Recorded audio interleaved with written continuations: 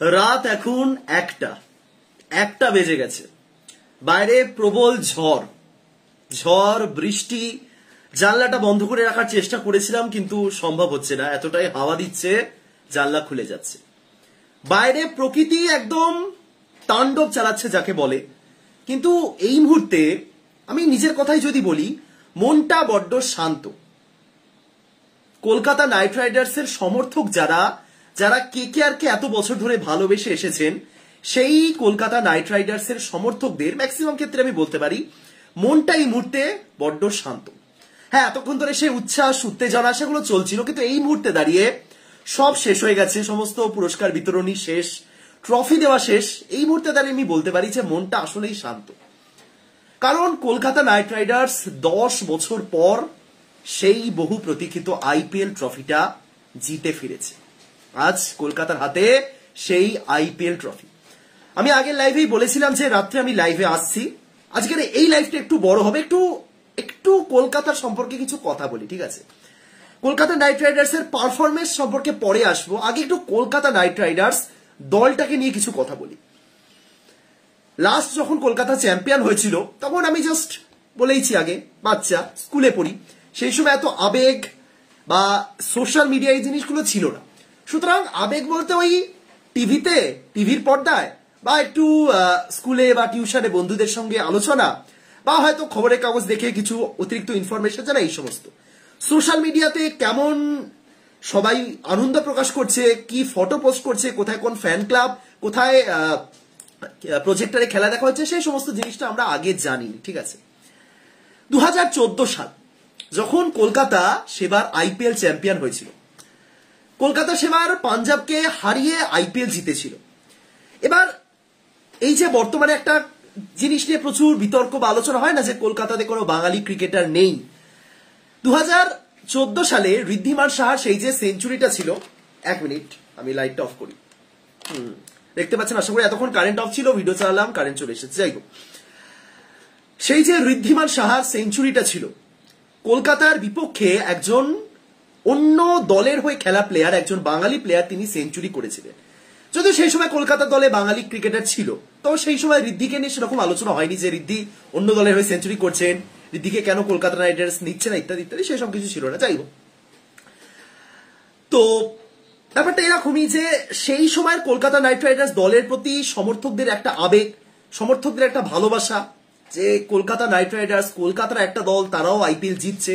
মানে সেই সময় খেলাধুলাতে কলকাতা শহরকে কেন্দ্র করে কোথাও কলকাতা নাইট রাইডার্স, কোথাও ফুটবলে অ্যাথলেটিকো দি কলকাতা, তারা বেশ টপ ফর্মে ছিল, ভালো প্রদর্শন করছিল। তারপর বহু বছর কেটে গেছে, কলকাতা নাইট রাইডার্স এর সেই আইপিএল ট্রফিটা আর আসেনি। মাঝে বহু জিনিস ঘটে গেছে, আইপিএল এ অধিনায়ক চেঞ্জ হয়েছে, আইপিএল এ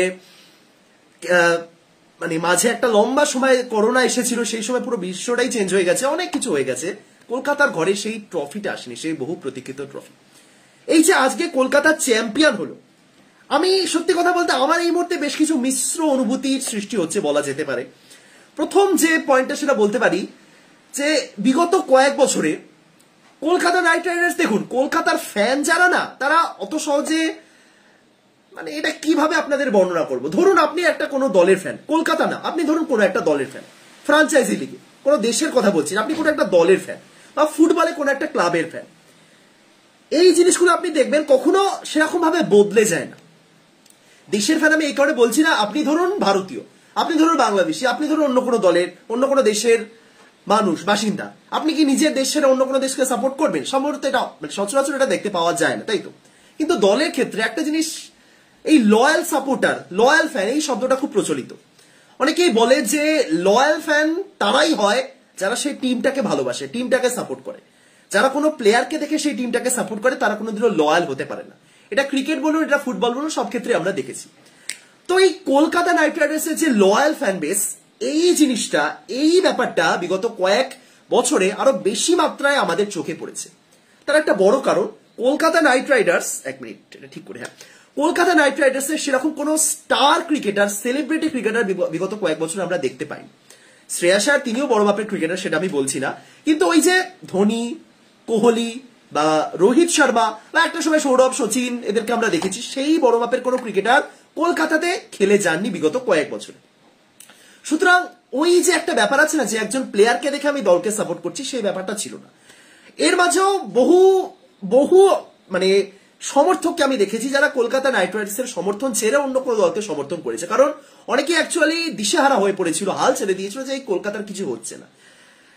অনেকে আবার এমনও আছে যারা আর আমি কলকাতার খেলা দেখবো না বলে একেবারে আইপিএল থেকে দর্শক হিসেবে অবসর নিয়ে নিয়েছিল। সেরকম প্রচুর উদাহরণ আমি দেখেছি, আমি নিজের চোখের সামনে দেখেছি। এই যে ট্রফিটা কলকাতা জিতে ফিরল, অনেক সাপ মুক্তি হলো বলা যেতে পারে, অভিশাপ, অনেক অভিশাপ লেগেছিল যেন এই কলকাতা নাইট রাইডার্স দলকে ঘিরে। সেই 2009 থেকে আমি যদি বলি, কলকাতা চ্যাম্পিয়ন হচ্ছে 14তে, বাট তাও আমি আরো একটু আগে থেকে যদি যাই, কলকাতা নাইট রাইডার্স দলকে ঘিরে না প্রচুর অভিশাপ লেগেছিল। প্রথম অভিশাপটা কলকাতার এক্ষেত্রে এসে অসাধারণ ঝড় উঠেছে। আচ্ছা যাই হোক, মানে কলকাতা জেতার পর এখন যেন চারদিকে প্রকৃতিও মনে করছেন যে ঠিক আছে এতক্ষণ তো শান্ত ছিল, এবার একটু ঝড় হোক। তো 2009 সালে কলকাতা নাইট রাইডার্সের অধিনায়ক বানানো হয়েছিল ব্রেন্ডন ম্যাককালামকে। যারা ছোট থেকে কলকাতার সমর্থক, কলকাতার খেলা দেখেছেন তারা জানেন, যারা জানেন না একটু শুনুন, যদি কোনো মতামত থাকে জানান। 2009 সালে দ্বিতীয়বার যেবার মানে আইপিএল হয়েছিল, যেটা হয়েছিল সাউথ আফ্রিকাতে। সেবার ভারতে ভোট ছিল, ভোটের কারণে সেবার ভারতে আইপিএলটা হয়নি, আইপিএলটা হয়েছিল সাউথ আফ্রিকাতে। এবং সেবার কলকাতা নাইট রাইডার্সের অধিনায়ক বানানো হয়েছিল ব্রেন্ডন ম্যাককালামকে। সেই সময় কলকাতার কোচ যিনি ছিলেন জন বুকানান, তার সাথে সৌরভ গাঙ্গুলির একটা আদায় কাজ করার সম্পর্ক ছিল। এবং বুকানান এমন কিছু এক্সপেরিমেন্ট করতে চেয়েছিলেন যেগুলো কলকাতা ছাড়ুন, যেগুলো ক্রিকেটেই মানায় না, পাতি কথা। এমন কিছু এক্সপেরিমেন্ট তিনি করতে চেয়েছিলেন যেগুলো ক্রিকেটে হয়, এমনটা শুনলেই অনেকে বলবেন আরে ভাই কি হচ্ছে। জন বুকানান সেই সময় চেয়েছিলেন যে আমার টিমে 4 জন কোচ থাকবে। আপনি জাস্ট ব্যাপারটা কল্পনা করুন যে একটা ক্রিকেট টিমে চারটে ক্যাপ্টেন থাকবে। সরি, বুকানান বলেছিলেন আমার টিমে 4টে ক্যাপ্টেন থাকবে। সৌরভ গাঙ্গুলি একজন, ক্রিস গেইল একজন, ব্রেন্ডন ম্যাকালাম একজন, এবং আরেকজন হলেন ব্র্যাড হজ। মনে আছে ব্র্যাড হজকে, অস্ট্রেলিয়ান ব্র্যাড হজ, অলরাউন্ডার। তো বুকানান বলেছিলেন আমার টিমে 4টে ক্যাপ্টেন থাকবে এবং এরাই ঘুরিয়ে ফিরে কলকাতাকে নেতৃত্ব দেবে। আপনি এই কলকাতা দলটাতেই ভাবুন না, ধরুন একজন ক্যাপ্টেন শ্রেয়াস আয়ার, একজন ক্যাপ্টেন সুনীল নারায়ণ, একজন আন্দ্রে রাসেল, একজন নীতিশ রানা, টিমটার কি অবস্থা বুঝতে পারছেন? এটা জন বুকানান ভেবেছিলেন বহু বছর আগে, 2009 সালে। তারপরে সেই সময় ব্যাপারটা ঠিক জমেনি এবং শেষ পর্যন্ত এটা হয়নি, কিন্তু এর মাঝেই অধিনায়কত্ব হারাতে হয়েছিল সৌরভ গাঙ্গুলিকে। এই যে বর্তমানে সৌরভ গাঙ্গুলির অবস্থান নিয়েই যেমন অনেক বিতর্ক, অনেক সমালোচনা। গাঙ্গুলি একজন বাঙালি হয়েও কলকাতার ধারে কাছে নেই, বা মাঝে ওই ভারতের পিসিসিআই প্রেসিডেন্ট হওয়ার পর কোহলির সঙ্গে যে একটা তিক্ত সম্পর্ক আমরা দেখেছিলাম। তো সব মিলিয়ে, আরে ভাই সুন্দর দরজা খুলেই চলেছে, 1 মিনিট। হ্যাঁ, তো ওই যে একটা তিক্ত সম্পর্ক আমরা দেখেছিলাম, সব মিলে সৌরভ গাঙ্গুলি এবং কলকাতার মধ্যে যে সম্পর্কটা, সেটা বর্তমানে যারা ক্রিকেট খেলা দেখছে, নতুন করে দেখা শুরু হয়েছে, তারা ব্যাপারটা ঠিকঠাক কানেক্ট করতে পারে না। কিন্তু কলকাতাবাসীর কাছে, বাঙালিদের কাছে সৌরভ এবং কলকাতা এই দুটো শব্দই যেন মানে একসঙ্গে উচ্চারিত হতো। কলকাতা এবং সৌরভ এরা দুজন আলাদা, এটা মানে মানাই মুশকিল ছিল। মানে কেকেআর এর কথা বলছে।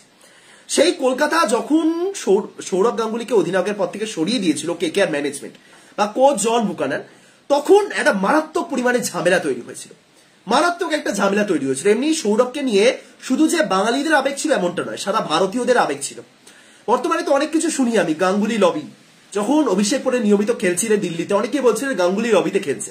সেই সময় সেই সব ছিল না। সেই সময় গাঙ্গুলি মানে এমনও হয়েছে যে গাঙ্গুলির সমর্থনে মানে শুধু বাঙালি না, অনেক মানুষ রাস্তায় নেমেছিলেন যে গাঙ্গুলিকে কেন অধিনায়কের পদ থেকে বাদ দেওয়া হয়েছে। যখন ভারতীয় দলে ব্যাপারটা হয়েছিল, গাঙ্গুলির জায়গায় দ্রাবিড়, এক জায়গায় গ্রেগ চ্যাপেল ছিলেন, এক জায়গায় জন বুকানান। অনেকে বলতে পারেন দোষটা সৌরভেরই, কখনো বুকানানের সাথে ঝামেলা করছেন, কখনো গ্রেগ চ্যাপেলের সাথে। ব্যাপারটা ঠিক এরকম নয়, আপনি দোষ সৌরভকে দিতেই পারেন। কিন্তু সৌরভ এমন কিছু জিনিস, মানে সৌরভের কিছু চাওয়া পাওয়া ছিল, কিছু তিনি চেয়েছিলেন, তিনি মানে টিমটার উপর ফুল কন্ট্রোল ব্যাপারটা তিনি কখনোই চাননি। বাট তিনি ক্যাপ্টেন হিসেবে যে মর্যাদাটুকু তার প্রাপ্য, সেটা তিনি চেয়েছিলেন। সেই জিনিসগুলোতেই বারবার গিয়ে কোচদের সমস্যা হতো এবং বিদেশি কোচদের ক্ষেত্রে এটা প্রায়ই হয়েছে। তো ওই কলকাতা সৌরভ গাঙ্গুলিকে ক্যাপ্টেন পদ থেকে সরিয়ে দিল। লোকে অ্যাকচুয়ালি মিছিলে বেরিয়েছিল, সিএবি থেকে ওরকম প্ল্যাকার্ড নিয়ে বা লিফলেট নিয়ে তারা বেরিয়েছিল যে সৌরভ গাঙ্গুলিকে ফিরিয়ে আনবো। যেমন ভারতের মানুষ সৌরভ গাঙ্গুলির কুশপুতল জ্বালিয়েছে, ঠিক সেরকমই ভারতের মানুষ সৌরভকে ফিরিয়ে আনো, ভারতীয় দলে হোক বা কেকেআরে হোক ক্যাপ্টেন হিসেবে আনো, এই জিনিসগুলো নিয়েও দাবি জানিয়েছে। মানুষ প্রচুর আবেগী, ভারতীয় সমর্থকরা আসলেই প্রচুর আবেগী।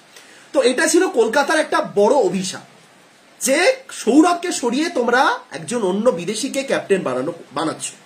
পরে এবার সৌরভ ফিরে এসেছিলেন 2010 সালে, বাট খুব একটা বদল কিছু হয়। এবং তারপর সৌরভ গাঙ্গুলি পরের আইপিএল সিজনে আনসোল্ড ছিলেন। এটা হলো কলকাতার জন্য একটা দ্বিতীয় অভিশাপ। দেখুন, কেউ অভিশাপ দেয়নি, কেউ সব কালো জাদু বা অভিশাপ ওই সব বলছি না, মানে থাকে না যে জিনিসটা আমরা দেখতে চাই না, যে জিনিসটা আমরা এক্সপেক্ট করি না, সেইটা যখন হয় এবং যখন টিমটার এগেনস্টে অনেক কিছু চলে যায় তখন মনে হয় যে না, এটা একটা অভিশাপ। এটা ওরকমই।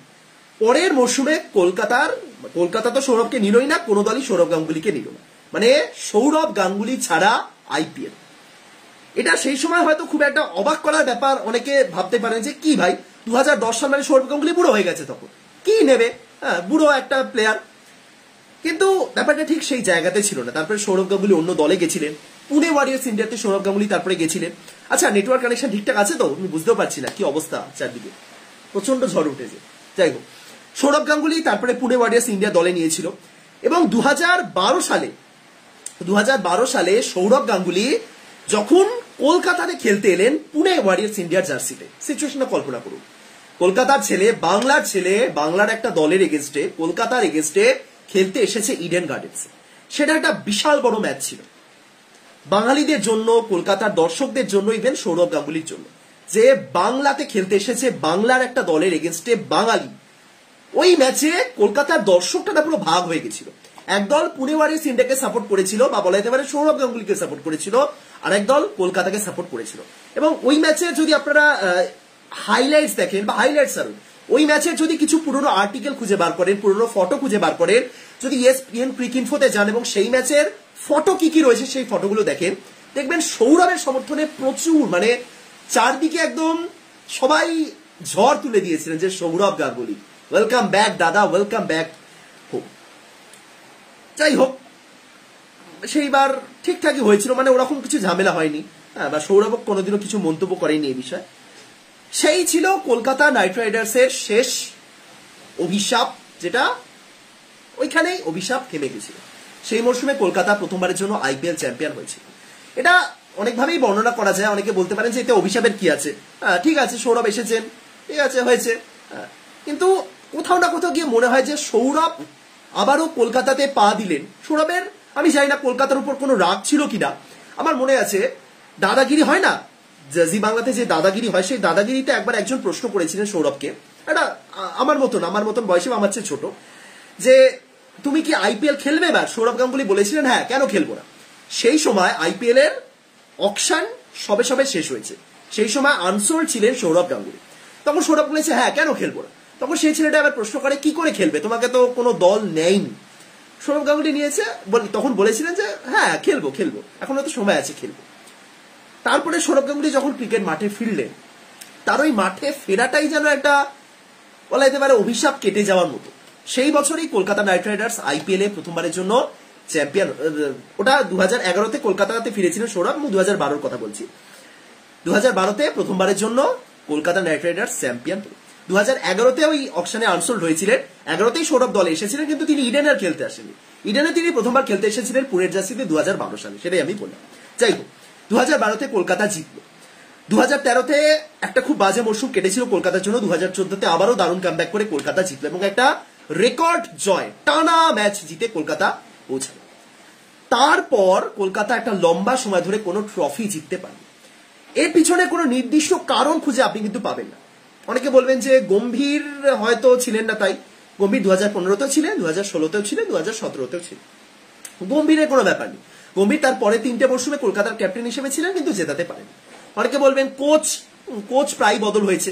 ওই সময় প্রথমে ট্রেভার বেলিস ছিলেন, তারপরে আমরা জ্যাক কালিসকে দেখেছি, পরবর্তীকালে আমরা ম্যাককালামকে দেখেছি, ডাক আউটে আমরা কখনো ওয়াসিম আকরামকে দেখেছি, কিন্তু ব্যাপারটা ঠিক আপনি নির্দিষ্ট কারণ খুঁজে বার করতে পারবেন না যে কলকাতা কেন জিততে পারেন।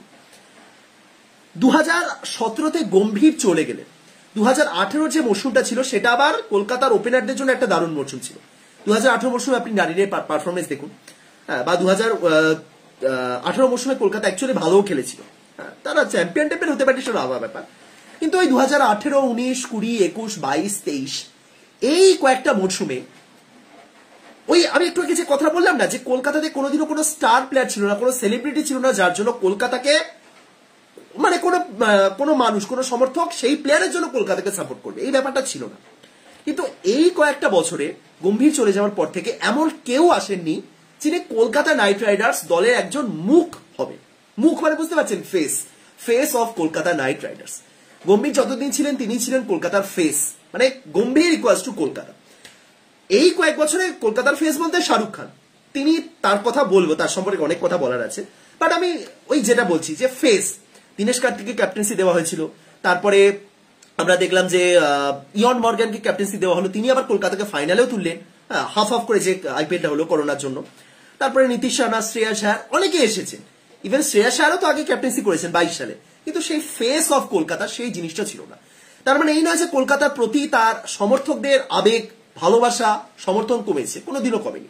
কিন্তু কেকেআর কি, কেকেআর মানেটা কি, সেই জিনিসটা কিন্তু ধীরে ধীরে কমতে শুরু করেছিল। মানে কলকাতাকে কি কারণে আমি কলকাতা নিয়ে আলোচনা করব, এই যে স্টার স্পোর্টস এর হিন্দি কমেন্ট্রি, আপনি যদি স্টার স্পোর্টস এর হিন্দি কমেন্ট্রি শোনেন বা জিও সিনেমার হিন্দি কমেন্ট্রি শোনেন, আপনি দেখতে পাবেন ম্যাক্সিমাম ক্ষেত্রে সিএসকে, এমআই এবং আরসিবি এই তিনটে দলকে নিয়েই আলোচনা করা হয়।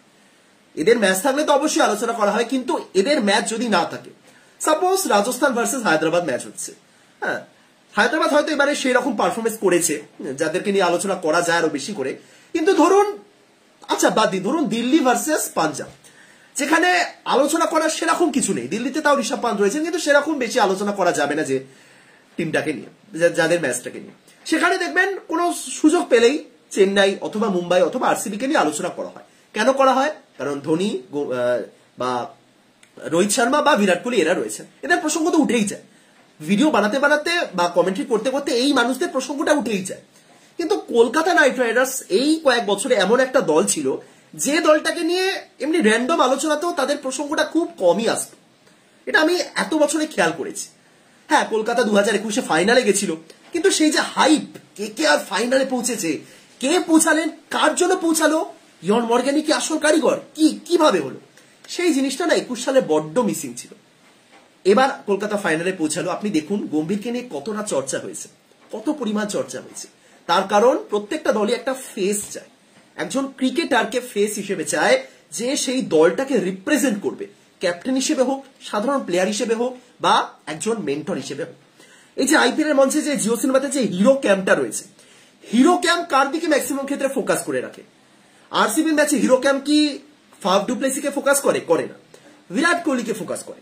মুম্বাই ম্যাচে হিরো ক্যাম্প কি হার্দিক পান্ডিয়াকে ফোকাস করে না, রোহিত শর্মাকে করে। চেন্নাইয়ের ম্যাচে হিরো ক্যাম্প কি ঋতুরাজ গায়কোয়াড়কে ফোকাস করে না, ধোনিকে করে, কারণ এরা হলেন ফেস। এবার গম্ভীর তো সারাক্ষণই বসে থাকেন ডাগ আউটে, তিনি তো মাঠে খেলছেন না, সারাক্ষণ তো আর তার দিকে ক্যামেরা ফোকাস করে রাখতে পারবে না, কিন্তু যখনই সুযোগ আসে, আপনারা যারা ম্যাচ দেখেছেন খুব ভালো মতনই ব্যাপারটা বুঝতে পারবেন, যখনই সময় আসে জাস্ট গম্ভীরের দিকে ফোকাস করা হয়। গম্ভীরের পাশে চন্দ্রকান্ত পণ্ডিত বসে থাকেন, সুতরাং তার দিকেও ফোকাসটা করা হয়, সুতরাং দুজনকে দেখা হয়, কিন্তু ম্যাক্সিমাম ক্ষেত্রে গম্ভীরের দিকেই ফোকাসটা রাখা হয়।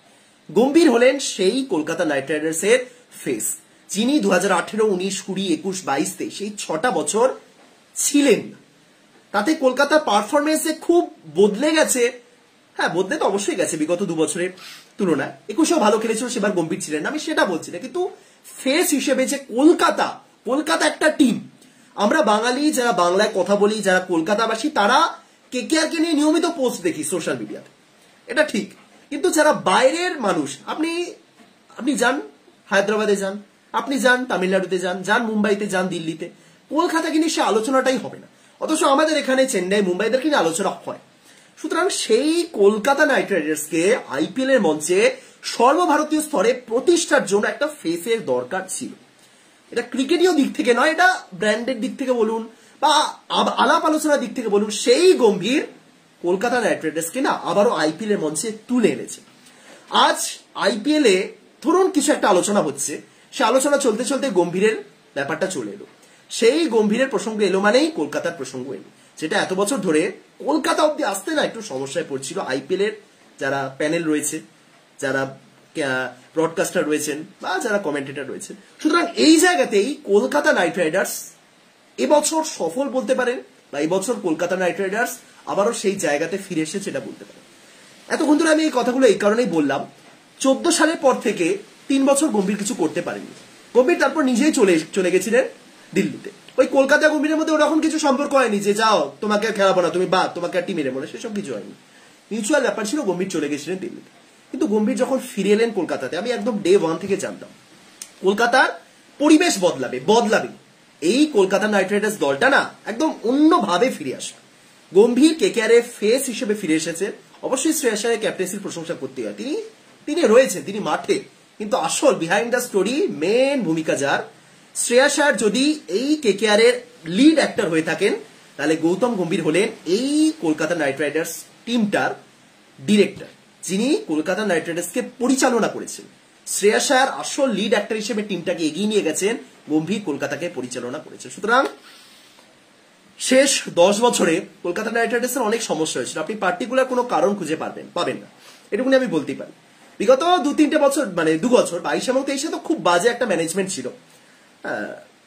ব্রেন্ডন ম্যাকরাম যখন ছিলেন, টিমটা তিনি একদমই কানেকশন করতে পারেননি, বা যখন চন্দ্রকান্ত পণ্ডিত এলেন, তিনিও কিন্তু একা হাতে টিম, যতই ভালো তার ডোমেস্টিকের প্লেয়ারদের একটা খোঁজ থাকুক না কেন, তিনি পারেনি। তিনি রিক্রুটমেন্ট ভালো করেছিলেন। হ্যাঁ, অভিষেক নায়ারকে নিয়ে বেশি কিছু বলা হয়নি, আমি নিজেও বলিনি, বাট বারবার একাধিক কেকেআর এর ভারতীয় প্লেয়ার বলে গেছেন যে মেন ম্যান হলেন অভিষেক নায়ার। হ্যাঁ, তিনি এই ভারতীয় কোর টিমটাকে ম্যানেজ করেছেন। 8 জন বিদেশি তো রয়েছে, তাদের বাদ দিয়েছে একটা ভারতীয় টিম। এই যে সাকিব হুসেন বা চেতন সাকারিয়া বা বৈভব অরোরা বা হর্ষিত রানা, সাকিব চেতন তো একটা ম্যাচও খেলেনি, কিন্তু ম্যান ম্যানেজমেন্ট, ইন্ডিয়ান টিমটাকে রেডি করা, স্পিনারদের রেডি করা, সুয়াস শর্মা, বরুণ চক্রবর্তী বা ব্যাট হাতে ভেঙ্কি, নীতিশ রানা, এই যে ইন্ডিয়ান কোর টিমটাকে ম্যানেজ করা, শ্রেয়াস আয়ার তো রয়েছেন, এইটা অভিষেক নায়ার দারুণ করেছেন। সুতরাং গম্ভীরকে এক্ষেত্রে অভিষেক নায়ারের সাথে, পণ্ডিতের সাথে, সবার সাথে যে বন্ডিং, প্রত্যেকটা কিন্তু অ্যাকচুয়ালি দারুণ করেছেন গৌতম গম্ভীর। এবং কেন করেছেন, কিভাবে করেছেন, তার কারণ তিনি কলকাতা নাইট রাইডার্স দলটাকে চেনেন। এটা হলো একটা বড় কারণ, তিনি কলকাতা নাইট রাইডার্স দলটাকে চেনেন। একটা টিমকে চেনা আসলেই কিন্তু বড় ব্যাপার। যাই হোক, এইটাই আমি এতক্ষণ ধরে বললাম যে কেকেআর দলটা না, আমি এত বছর ধরে দেখেছি, কলকাতার উত্থান পতন সবকিছু দেখেছি। 2014 সালে যখন কলকাতা জিতেছিল, এই কথাগুলো বলার মতন কিছু ছিল না, কোনো মাধ্যমই ছিল না আমার কাছে। এত বছর ধরে জমিয়ে রেখেছি, কিছু স্মৃতির পাতায় রয়েছে, কিছু জাস্ট হারিয়ে গেছে, হঠাৎ হঠাৎ মনে পড়ছে। সেরকমই এই ব্যাপারটাও মাথায় এলো যে এই কলকাতা নাইট রাইডার্স দলটা না বিগত কয়েক বছরে সেই ফেস হারিয়ে ফেলেছিল। গৌতম গম্ভীর ওই স্টারডাম পাননি কোনোদিনও, ভারতীয় দলেও বলুন বা কেকেআরে কোনোদিনও পাননি। যে যখন গম্ভীর ভারতীয় দলে ছিলেন, তখন এই টাইপের স্টার কারা? তখন স্টার বলতে বীরেন্দ্র সেহবাগ, যুবরাজ সিং, মহেন্দ্র সিং ধোনি, সচিন তখন সদ্য রিটায়ার করেছেন, 2013-তে করলেন, 14-তে কলকাতা জিতল। তো তখন গম্ভীরও কিন্তু এত বড় স্টার ছিলেন না, কিন্তু গম্ভীর যেভাবে তার মানে এসেই 4 মরশুমের মধ্যে 3টে জেতালে, সেই বিচক্ষণতাটা কিন্তু কেউ দেখাতে পারেনি তার আগে কলকাতার দলে। বাঙালি ক্রিকেটার হয়েও সৌরভ গাঙ্গুলিও কিন্তু সেটা দেখাতে পারেনি। সুতরাং গম্ভীর রূপে সেই ফেসটা কিন্তু কলকাতা মিস করেছিল এত বছর, যেটা অ্যাট লাস্ট তারা পেয়েছে। এবার আজকের যে ম্যাচের কথা আমি আর কি বলবো, ম্যাচ তো আপনারা দেখেছেন, ম্যাচ সম্পর্কে কিছু বলার নেই। কিন্তু ম্যাচ শেষ হয়ে যাওয়ার পর আমি প্রত্যেকটা জিনিস খুঁটিয়ে লক্ষ্য করেছি। আমি ম্যাচ শেষ হওয়ার পরই লাইভে এসেছিলাম, কিন্তু খুব তাড়াতাড়ি লাইভটা বন্ধ করে দিয়েছি, কারণ আমি বিহাইন্ড দ্য সিন, চ্যাম্পিয়ন তো একটা টিম হয়েছে, কিন্তু সেই চ্যাম্পিয়ন হওয়ার পিছনের যে গল্পগুলো বিহাইন্ড দ্য সিন, সেগুলো আমি দেখার মানে ইচ্ছা প্রকাশ করছিলাম। ভাবছিলাম যে একটু দেখি, মন দিয়ে দেখি, যদি মিসও করতাম পরবর্তীকালে হাইলাইটস ঠিকই দেখতাম।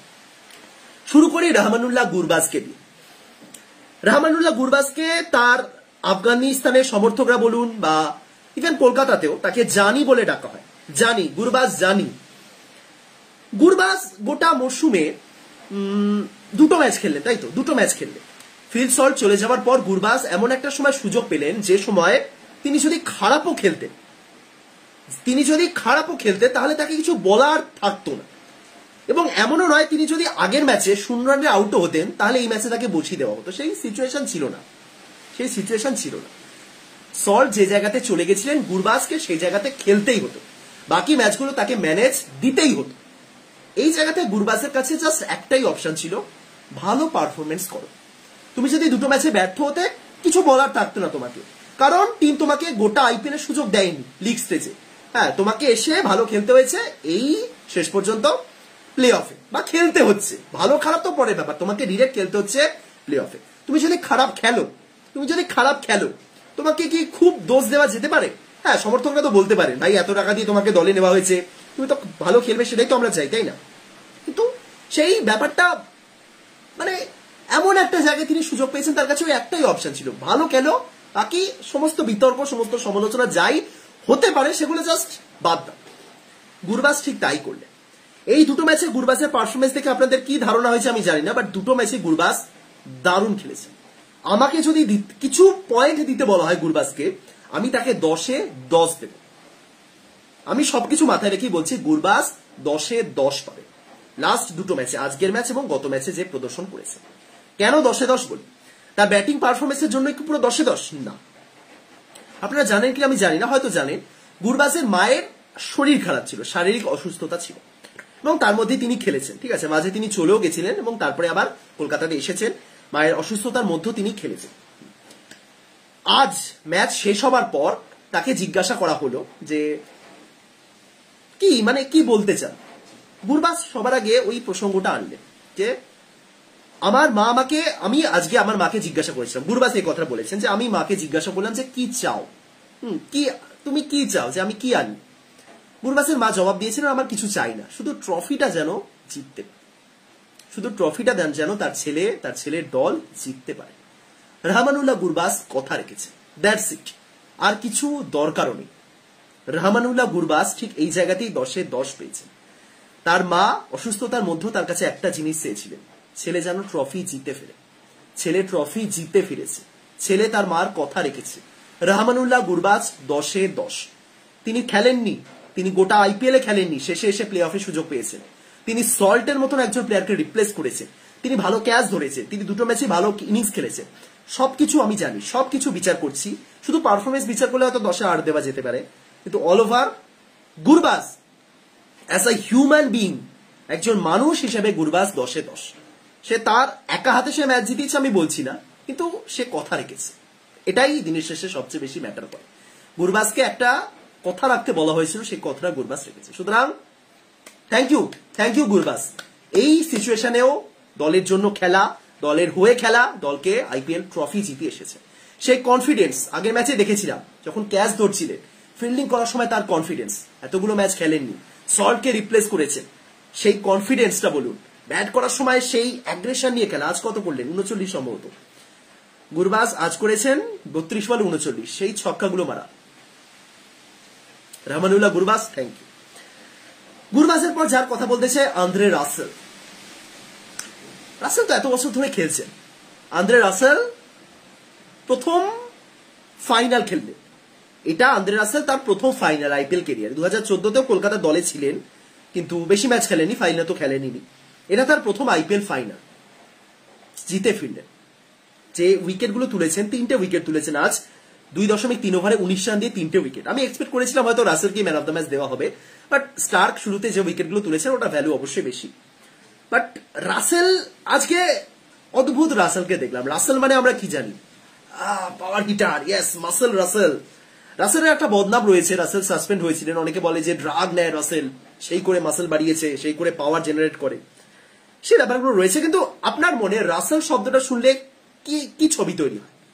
ক্রিকেটার বাদ দিই, রাসেল কিরকম ক্রিকেটার আমরা সবাই জানি, কিন্তু রাসেল নামটা আপনার মাথায় আসলে কি ইমেজ তৈরি হয়? মানুষ হিসেবে রাসেল কিরকম হতে পারে? একদম মানে জেদি, তার ভয়েস, অনেক ক্ষেত্রে ভয়েসও না একটা মানুষের ক্যারেক্টারকে, মানে আমরা অন্তত জাজ করে নিই যে এর ভয়েস এরকম, এর ক্যারেক্টারটা এরকম হবে। তো রাসেলের ক্যারেক্টারটা দেখে আপনি কি মানে কিরকম ভাবতে পারেন, কিরকম আপনার মনে হবে যে রাসেলের ক্যারেক্টার কিরকম হতে পারে? মানুষটা কেমন? একটু গুরুগম্ভীর, হ্যাঁ, সবকিছু নিয়ে অত মজা টজা করে না, যদিও মজা করে সেটা তো সবাই দেখেছেন, বাট ওরকম একটা সিরিয়াস ক্যারেক্টার আমাদের মনে ভেসে উঠবে। আজ দেখলাম আন্দ্রে রাসেল, দুটো জিনিস দেখলাম। প্রথমত, রাসেলকে যখন জিজ্ঞাসা করা হলো যে কি সিচুয়েশন, মানে কি ফিল করছে প্রথম আইপিএল চ্যাম্পিয়ন, আমি দেখলাম রাসেলের চোখে জল। রাসেল এমনি এরকম করে নিলে, মানে সবার সামনে তো এরকম আর কাঁদবেন না, তাই রাসেলের চোখে জল এরকম একটা মুছে নিলেন। রাসেল বিশ্ব চ্যাম্পিয়ন ক্রিকেটার, টি20 ক্রিকেটে চ্যাম্পিয়ন হয়েছে তিনি, ওয়ার্ল্ড চ্যাম্পিয়ন। সেই রাসেল প্রথমবারের জন্য আইপিএল চ্যাম্পিয়ন হওয়ার পর সেই আবেগটা কিন্তু ধরে রাখতে পারলেন। এত বছর ধরে একটা দলের হয়ে খেলছেন, কিন্তু প্রথমবারের জন্য ফাইনাল খেলে চ্যাম্পিয়ন হয়েছে তার দল। রাসেলের চোখে জল। মানুষ যতই গম্ভীর হোক, সিরিয়াস হোক, দিনের শেষে আবেগ, ইমোশন, এই জিনিসগুলো কিন্তু অবশ্যই ম্যাটার করে। রাসেলকে দেখে আজকে সেটা বুঝলাম যে যতই তুমি হার্ড হিটার হও, যতই তুমি বলের পরোয়া করো না, দিনের শেষে তুমিও কিন্তু মানুষ। আরো একটা রাসেলের ইনসিডেন্ট দেখলাম, যখন লাস্ট বল, মানে যে বলে কলকাতা ম্যাচ জিতলো, সবাই ছুটতে গেলেন, রাসেলও মাঠে ঢুকে পড়েছিলেন। রাসেলের সেই সময় হাতে 2টো জলের বোতল ছিল। আমি দেখলাম রাসেল মাঝে দাঁড়িয়ে গিয়ে 2 হাতে 2টো জলের বোতল দিয়ে ইয়েস সেই জায়গাতে উচ্ছ্বাস প্রকাশ করছে। ক্যামেরাটা রাসেলের দিকে তখন ফোকাস করলো। আমি দেখলাম 2 হাতে 2টো জল, বাট এই যে আবেগটা, এই আবেগ কেন ফুটে উঠছে এত বছর ধরে, কেন ফুটে, মানে এত বছর খেলার পরও এই আবেগটা কেন ফুটে উঠছে? কারণ প্রথমবারের জন্য ট্রফি জিতলে, সবকিছুরই ফার্স্ট টাইম না একটা বিশাল বড় জিনিস হয়।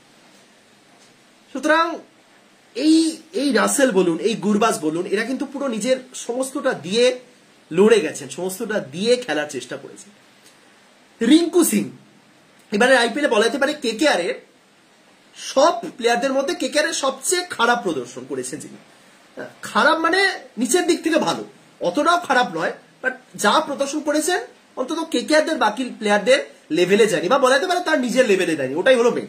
রিঙ্কু থেকে সেটা এক্সপেক্টেড, রিঙ্কু সেটা করতে পারেনি। রিঙ্কুকেও জিজ্ঞাসা করা হলো এই ট্রফি জয় সম্পর্কে। রিঙ্কু বললেন 7 साल से मैं इस टीम के साथ हूं। साथ ही तो 18, 19, 20, 21, 22, 23, 24, 18তে এসেছে বলে, যাই হোক, মানে রিঙ্কু বললেন যে আমি বহু দিন ধরে এই টিমটার সাথে আছি, আমি চেয়েছিলাম খুব করে যে একটা ট্রফি যেন জিতি। সুতরাং এই প্লেয়াররা প্রত্যেকে, সুনীল নারায়ণ আগেও বলেছিলেন যে আমি উইকেট তোলার পর সেলিব্রেট সেরকম করি না, সেই সম্পর্কে তিনি বলেছিলেন। প্রত্যেকে, এই বরুণ চক্রবর্তী এসে বারবার অভিষেক নায়ারের প্রসঙ্গটা তুললেন। হ্যাঁ, এই টিমটার মধ্যে না প্রত্যেকে খুব খুশির মেজাজে রয়েছে। এই টিমটার ভিতরে তো ঢুকে যাওয়া যায় না, এই টিমটাকে বাইরে থেকে দেখলেই যেন মনে হয় এই টিমটা একটা, এতটা ফুরফুরে কোনো টিম কিভাবে হতে পারে। আমি অতিরিক্ত আবেগী হয়ে বলছি না, আপনি জাস্ট টিমটার মেন্টালিটি দেখুন। অনেকে বলতে পারেন চ্যাম্পিয়ন হওয়ার পর তো এটা দেখাই যায়।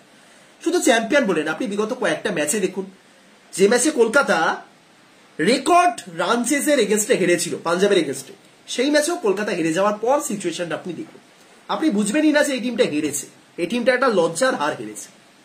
এবং আজকেও ঠিক সেম ফুরফুরে মেজাজ। কেন বলুন তো, কি কারণ? একটা নাম, শাহরুখ খান। না, এখানে গম্ভীরের ক্রেডিট নেই, এখানে গম্ভীর নয়, গম্ভীর অ্যাগ্রেশন এনেছেন, টিমটাকে বিল্ড করেছে। টিমের যে মেজাজ, টিমের যে পরিস্থিতি, টিমটার যে একটা বন্ডিং, একমাত্র এনেছেন শাহরুখ খান। কলকাতা নাইট রাইডার্সের মালিক শাহরুখ খান।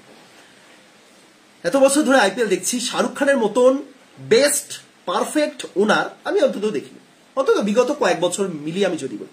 হ্যাঁ, শাহরুখ খানের অনেক বিতর্ক রয়েছে, শাহরুখ খানকে ওয়াংখেড়েতে ঢুকতে বহু বছর ধরে দেওয়া হয়নি, এসব বাদ দিলাম, কিন্তু টিমটাকে আগলে রাখা। শাহরুখ খানের বয়স কত, 57 না 58? 1 মিনিট দেখে বলছি। শাহরুখ খানের এই মুহূর্তে বয়স হলো 58 বছর বয়স, নভেম্বরে 59 হবে। আপনি শাহরুখ খানকে বুড়োই বলতে পারেন, মানে শাহরুখ খানের ফ্যানরা আবার রেগে যাবেন, আমি ওভাবে বলছি না, আমি বয়সের দিক থেকে বলছি। নর্মালি যারা মিডল ক্লাস মানুষ হয়, যারা খেটে খাওয়া মানুষ হয়, তাদের 58-59 মানে রিটায়ারমেন্টের কাছাকাছি চলে এসেছে, বুড়ো হয়েই গেছে সেই জায়গাতে। শাহরুখ খান 58 বছর বয়স। এবার টিমে যে প্লেয়াররা রয়েছে ম্যাক্সিমামই শাহরুখ খানের ছেলের বয়সী, ম্যাক্সিমাম। আপনি রিঙ্কু সিংকে দেখুন, কত বয়স রিঙ্কু সিংয়ের? 24-25 বছর বয়স, তো শাহরুখ খানের ছেলেরই বয়সী, তাই না? শাহরুখ খান না সেটা খুব ভালো মতন প্লেয়ারদের টের পাইয়ে দেন যে তোমরা আমার সন্তান, তোমরা আমার সন্তান। এবার সন্তানকে তো আগলে রাখারও একটা ব্যাপার আছে, একটা বকাবকি করারও ব্যাপার আছে। সন্তানদের কিছু ক্ষেত্রে বকতেও হয়, কিন্তু সেই বকার একটা তো বয়স সীমা থাকে না। আপনি যদি 30 বছর বয়সে একটা ছেলেকে সবার সামনে বকেন, মারেন, সেটা খারাপ দেখায়। কিন্তু সেই আপনার ছেলেকে কিভাবে বোঝাতে হবে, কিভাবে সেই ছেলেকে আগলে রাখতে হবে, কিভাবে সেই ছেলেকে ব্যর্থতা ভুলে সাফল্যের পথে নিয়ে যেতে হবে, সেটা একজন মানে বাবার কর্তব্য যেমন হয়, সেরকমই পিতার বয়সী কারুর বা পিতার সমান কারুর তারও কিন্তু কর্তব্য থাকে। শাহরুখ খান না এই কলকাতা নাইট রাইডার্সের সবচেয়ে বড় অভিভাবক, যিনি টিমের সঙ্গে যুক্ত নন সরাসরি। টিমের সঙ্গে মানে টিমের পারফরমেন্সের সঙ্গে, টিম কেমন খেলবে, টিমের কি করা উচিত, টিমে কাকে খেলানো উচিত, তার সঙ্গে সরাসরি জড়িত নয়। তিনি কোনোদিনও নাক গলানই না, কোনোদিনও শাহরুখ খান সে বিষয়ে নাক গলান না। এমনটা যে শাহরুখ খান ক্রিকেট বোঝেন না, তিনি শুধু পয়সা ঢালছেন না, কিন্তু শাহরুখ খান জানেন তার চেয়ে বেটার, অনেক বেটার বুঝতে পারে বাকি মানুষ। শাহরুখ খান সেই জায়গাতেই টিম ম্যানেজমেন্টের উপর সবকিছু ছেড়ে দিয়েছে।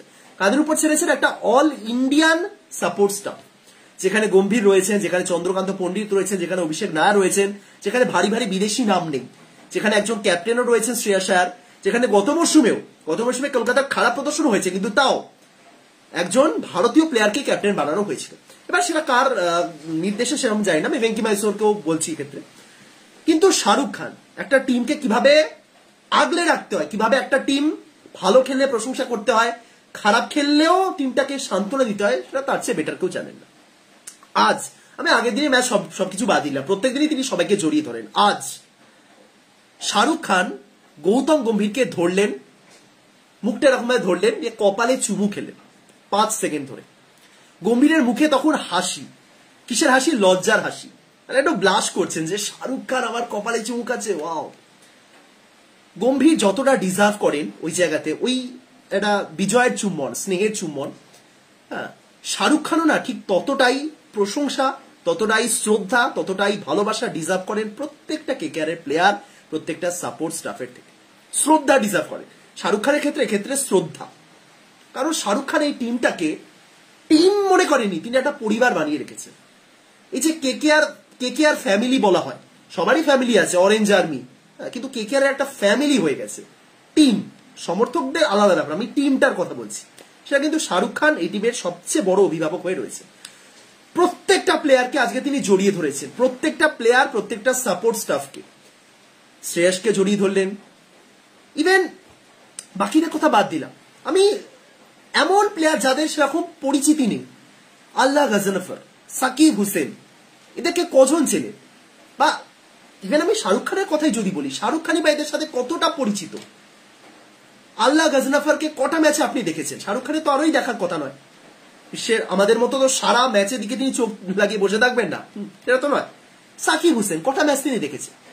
সেটা বড় কথা নয়। বড় কথা আমার টিমে তুমি রয়েছো, তুমি আমার পরিবারের সদস্য, তুমি কেমন ভাবে রয়েছো, তুমি কেমন আছো, তোমার জীবনে কি সমস্যা, তোমার টিমে কি সমস্যা, সবকিছু আমি দেখছি।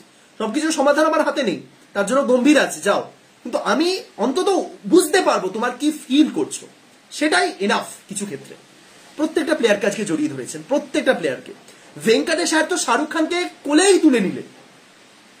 মনীষ পান্ডে, যিনি কলকাতার পুরনো যোদ্ধা, কলকাতার 2014 সালের যে চ্যাম্পিয়ন হয়েছিল সেই চ্যাম্পিয়ন দলের সদস্য, মনীষ পান্ডেকে দেখে একদম পুরো জড়িয়ে ধরলেন। রিঙ্কু সিং, তাকেও জড়িয়ে ধরলেন। কি একটা বললেন রিঙ্কু সিং, ভুলে গেছি এক্স্যাক্টলি, মজার বেশ কথা বললেন। যাই হোক, ভালো লাগে জিনিসগুলো দেখে, ভালো লাগে যে এইভাবেও একটা টিমকে না আগলে রাখা যায়। শাহরুখ খান এই টিমটাকে, টিমের অনেক কিছু বদলে গেছে। গম্ভীর টিমের অ্যাগ্রেশন বদলে দিয়েছে, গম্ভীর টিমের পারফরমেন্স, মাইন্ডসেট বদলে দিয়েছে। শাহরুখ খান না টিমটাকে একাত্ম করে রেখেছেন, টিমটাকে আগলে রেখেছেন যে না, এই টিমটা যদি আজ থেকে 5 বছর পরও খেলে, টিমটা থাকবে। কেউ অন্তত এটা ভাবার সুযোগও পাবে না যে কলকাতা নাইট রাইডার্স দলে ভাঙন তৈরি হয়েছে, কলকাতা নাইট রাইডার্স দলে লবি তৈরি হয়েছে। সেই লবিটা তৈরি হওয়ার আগেই না শাহরুখ খান বাকি সবকিছু গুঞ্জন ভেঙে দেবে। আবারও বলছি, শাহরুখ খান যতটা বিনয়ী হতে পারেন, শাহরুখ খান কিন্তু ততটাই রাগী মানুষও হতে পারেন, যেটা আমরা একাধিকবার দেখেছি, সেটা আমি কথা বলছি না। কিন্তু দল হেরে গেলেও বলুন, দল জিতলেও বলুন, বিপক্ষ দলের প্লেয়ারদের খারাপ সময়, সবকিছুর ক্ষেত্রে শাহরুখ খানের জাস্ট একটাই কর্তব্য, জাস্ট বুকে জড়িয়ে নেওয়া, জাস্ট বুকে জড়িয়ে নেন তিনি, এবং ওই একটা হাগ একটা প্লেয়ারকে না মানসিকভাবে উদ্বুদ্ধ করে দেয়, দ্যাটস ইট। সুতরাং শাহরুখ খান, গৌতম গম্ভীর বা গোটা টিম, সবাই মিলে এই টিমটাকে একটা অন্য জায়গায় নিয়ে পৌঁছেছে। কৃতিত্ব কারণ নির্দিষ্ট একার নয়, গম্ভীরকে সবচেয়ে বেশি কৃতিত্ব দেওয়া উচিত, কিন্তু পুরোটা গম্ভীরের কৃতিত্ব নয়। কিছুটা গম্ভীর, কিছুটা অবশ্যই অভিষেক নায়ার সম্পর্কে আমি নিজেও খুব একটা বলিনি, বাট আজকে বারবার অভিষেক নায়ারের প্রসঙ্গটা এনে আনলেন। বাকি ভারতীয় প্লেয়াররা বলতে বাধ্য হচ্ছি, হেড কোচ যিনি ছিলেন তিনিও যথেষ্ট করেছেন, তার স্কাউটিংও রয়েছে কিছু, এবং অবশ্যই টিমের মালিক শাহরুখ খান। আপনারা কি জানেন শাহরুখ খান কয়েকদিন আগে হাসপাতালে ভর্তি হয়েছিলেন? সেই শাহরুখ খান আজকে মুখে মাস্ক লাগিয়ে এসেছেন দলকে সমর্থন করতে। প্রথম দিকে তাকে দেখা যাচ্ছিল না, দেখলাম জুহি চাওলা তার মেয়েকে পাশে নিয়ে বসে আছে। আমি ভাবলাম হয়তো শাহরুখ খান আজকে আসেননি, হয়তো এখনো তিনি পুরোপুরি সুস্থ হননি, কিন্তু দেখলাম না, সুস্থ কতটা হয়েছে জায়গাটা, কিন্তু মাস্ক লাগিয়ে চলে এসেছেন দলকে সমর্থন করতে। ম্যাচ শেষ হওয়ার পর মাঠে গেলেন, প্রত্যেককে জড়িয়ে ধরলেন, মাঠ প্রদক্ষিণ করলেন, আর সেই সিগনেচার পোজ দিলেন, আর কি চাই। সবসময় না আপনাকে মালিক, মানে আপনি সঞ্জীব গোয়েঙ্কাকে তো দেখেছেন আপনারা, আপনি সঞ্জীব গোয়েঙ্কাকে দেখুন, আপনি শাহরুখ খানকে দেখুন, আপনি মালিক অবশ্যই, কিন্তু মালিক হিসেবে আপনি টিমটাকে কিভাবে, টিমের উপর কিভাবে মালিকানা ফলাবেন, সেটা একটা কিন্তু খুব ইম্পর্টেন্ট জিনিস। সেই জায়গাতে শাহরুখ খান তার চেয়ে বেটার কেউ হতে পারেন। প্রীতি জিন্টারও আমি এক্ষেত্রে প্রশংসা করবো, এত বছর ধরে ট্রফি আসেনি, তাও কিন্তু এমন কিছু আমি দেখিনি। কিন্তু প্রীতি জিন্টা তো আর চাইলেই সবাইকে মাঠে গিয়ে জড়িয়ে ধরতে পারবেন না, সেটা হয় না। কিন্তু শাহরুখ খান একটা 58 বছর বয়সী লোক, একটা 20 বছরের ছেলে, 18 বছরের রঘুবংশী, এদেরকে যেভাবে জড়িয়ে ধরছে, salute, thank you Shahrukh Khan, thank you. আর কি বলবো, টিমের পারফরমেন্স নিয়ে তো কিছু বলার নেই, প্রত্যেকে একদম বেস্ট, প্রত্যেকে বেস্ট।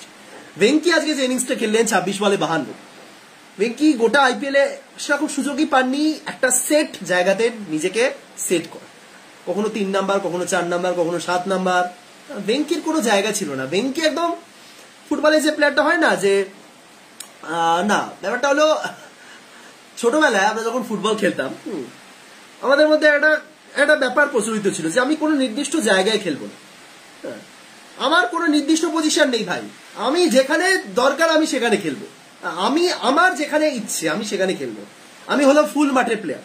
এরকম অনেকেই থাকতো যারা একটু বেশি, যাদের পায়ে স্কিল রয়েছে, যারা মনে করে যে আমি যে কোনো জায়গায় পারফেক্ট, সে বলতো আমি ফুল মাঠের প্লেয়ার, আমি বিভিন্ন জায়গায় বিভিন্ন সময় পৌঁছে যাবো, গোলকিপার বাদে সে সব জায়গায় খেলে দিত। এই ভেঙ্কটেশ স্যারকে দেখে ঠিক সেরকমই মনে হচ্ছে, তিনি বলেই দিয়েছেন যেন আমি আছি, এবার তিনি চাইলেই তো আর নেমে যেতে পারবেন না, তুমি আমাকে নামাও, এখানে নামাও, নেমে যাবো। তিনি হলেন সেইটা। আগের দিনও ভেঙ্কি শ্রেয়াস 2 আয়ার মিলে ম্যাচ জেতালেন, আজকেও ভেঙ্কি শ্রেয়াস 2 আয়ার মিলে ম্যাচ জেতালেন। না নামতে হলো রিঙ্কুকে, না নামতে হলো রানাকে, না রাসেল, না রামানদীপ। ম্যাচ সম্পর্কে আমি কিছু বলতে চাই না, ম্যাচ সম্পর্কে তো আপনারা দেখেছেন, এর চেয়ে ডমিনেট করে কোনো দল ম্যাচ কোনোদিনও জিততে পারে ফ্রাঞ্চাইজি ক্রিকেটে, হয়তো ভবিষ্যতেও জেতা অতটা সহজ হবে না। এবং কোথায় জিতলো, সেই টুর্নামেন্টে, যে টুর্নামেন্টে নাকি 250 রান হওয়া কোনো ব্যাপার ছিল না আজ থেকে কয়েক মাস আগে। আপনি আবারও দেখুন, আপনার মনে হতেই পারে যে এই পিচটা সেরকম ব্যাটিং এর জন্য উপযোগী ছিল না, তাহলে আপনি কলকাতার ব্যাটিং দেখুন, 10 ওভারে 114 রান, ডমিনেশন, এটাকেই বলা হয় ডমিনেশন। That's it. অনেক গল্প হলো, অনেক আলোচনা হলো, 1:30 বেজে গেছে। আমি জাস্ট কিছু কথা বলতে এলাম, কারণ একটু শান্ত হয়েছি। ট্রফি দিয়েছে, trophy Sunil Narayan most valuable প্লেয়ারের ট্রফি পেয়েছেন, স্বাভাবিক, তিনি সবাইকে জাস্ট ছাড়িয়ে গেছে, তার ধারে কাছে কেউ নেই, যেমন ব্যাটিং সেরকমই বলি। Virat Kohli orange cap, Harshal Patel purple cap, Nitish Kumar রেড্ডিকে দেওয়া হলো ইমার্জিং প্লেয়ারের পুরস্কার। আমি ভেবেছিলাম হয়তো সাই সুদর্শন বা অভিষেক পাবেন, মেবি অভিষেকের কিছু একটা এজ রিলেট, না এজের তো প্রবলেম হওয়ার কথা নয়, অভিষেকের মেবি ম্যাচ খেলার কিছু একটা হয়েছে, যাই হোক ক্রাইটেরিয়ার মধ্যে তিনি হয়তো ছিলেন না, বা হয়তো ওই সবচেয়ে বেশি ছক্কা মেরেছেন বলে তাকে ওই পুরস্কারটা দেওয়া হয়নি, কিছু একটা ব্যাপার রয়েছে। বাট নীতিশ কুমার রেড্ডিও ভালো, 20 বছর বয়সী একজন pacer allrounder, future Hardik Pandya সবাই চাইছেন তাকে, কিন্তু আমি সেরকম চাই না, আমি চাই যে নীতিশ রেড্ডি তৈরি হোক, একটা নীতিশ রেড্ডিকে যেন আমরা পাই, যাতে পরেও এরকম আমরা বলতে পারি যে আমাদের আরো একটা নীতিশ রেড্ডিকে লাগবে। সুতরাং নীতিশ রেড্ডি হিসেবেই আসুন, ভালো খেলেন আর কি। আর যেমন হয় আর কি, এখন তো আর ম্যান অফ দ্য টুর্নামেন্ট বলে কিছু প্রাইজ নেই, কিন্তু সেটা যদি থাকতো নিঃসন্দেহে সুনীল নারায়ণ একদম একচ্ছত্র রাজত্ব করে গেছেন এবারের আইপিএল। যাই হোক, অনেকক্ষণ লাইভে ছিলাম, 8 ঘন্টার উপর, ভিডিওটা এখন শেষ করছি।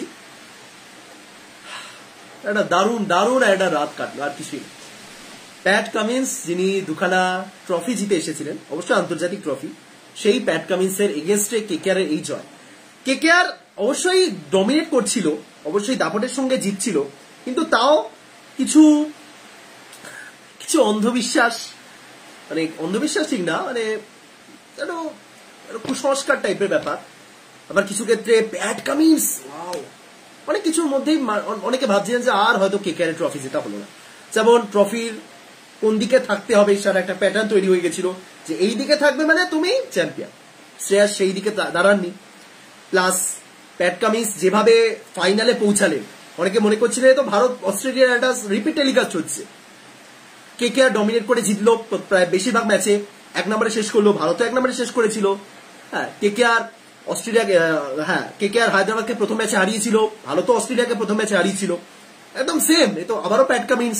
শ্রেয়াস আয়ার, তিনিও মুম্বাইয়ের প্লেয়ার, মানে মুম্বাইতে জন্ম তার, রোহিত মুম্বাইতে জন্ম, একদম পুরো ডিটো স্ক্রিপ্ট লেখা হচ্ছে। দিনের শেষে কলকাতা ভালো খেলেছে, কলকাতা জিতেছে। যাই হোক, ভিডিওটা শেষ করছি, অনেক রাত হয়ে গেছে। যারা তখন ছিলেন থ্যাংক ইউ। করবো লড়বো জিতবো আর নয়, করলাম লড়লাম জিতলাম। Thank you team KKR. আমি জানি না কলকাতাতে কবে ট্রফি আসবে, যাবার ইচ্ছা রয়েছে। 2014 সালে ইচ্ছা ছিল, সেবার যেতে পারিনি। এবার দেখা যাক, অন্তত ইডেনও যদি যেতে পারি, মেবি ইডেনই আনা হবে। হোপ ফর দ্য বেস্ট আমার জন্য। আইপিএল শেষ হলো, সামনে টি20 বিশ্বকাপ। আপাতত আইপিএলটা আর এই আইপিএল এর রেস আগামী 3-4 দিন থাকবে, তারপরে পুরো টি20 বিশ্বকাপে ফোকাস করে যাব। কয়েকটা ভিডিও বানানো আছে, বেস্ট প্লেইং 11 বা কাদের এবারে আইপিএলটাই লাস্ট আইপিএল হলো, বা এমন কোন কোন প্লেয়ারকে খেলানো হলো না এবারে আইপিএল, এই সম্পর্কেও একটা ভিডিও বানাবো। আজকে এখানে শেষ করছি, আশা করি সবাই ভালো আছেন, ভালো থাকুন। ভিডিও শেষ হওয়ার আগে একটুকুনি বলে দিই যে পরিমাণ ঝড় বৃষ্টি হচ্ছে, সাবধানে থাকুন, কারণ এটা তো আর আমাদের হাতে নেই। কলকাতার পারফরমেন্স কলকাতার হাতেই ছিল, প্রকৃতি আমাদের হাতে নেই। সুতরাং আশা করবো ঠিকঠাক থাকুন, সাবধানে থাকুন। দেখা হচ্ছে পরের ভিডিওতে। তবে সবাইকে টাটা, গুড নাইট এবং টেক কেয়ার।